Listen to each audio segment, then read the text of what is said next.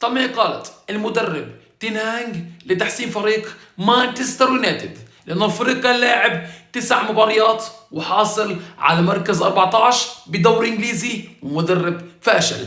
بعدين قالت المدرب تنهانج الفريق لعب أضعاف المباريات، لعب 28 مباراة وحاليا في مركز 14 ومعهم 34 نقطة. متخيلين معي؟ قبل تنهانج كان مركز 14 وبعد تنهانج برضه مركز 14. في نحكي لكم إحصائيات مانشستر يونايتد من 28 مباراة حتصدم كل مشجعين العالم، ليس مشجعين مانشستر يونايتد.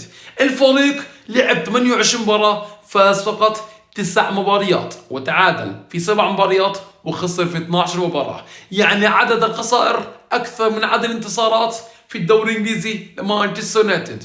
وفي آخر 5 مباريات في الدوري الإنجليزي فاز الفريق فقط في مباراة وحيدة.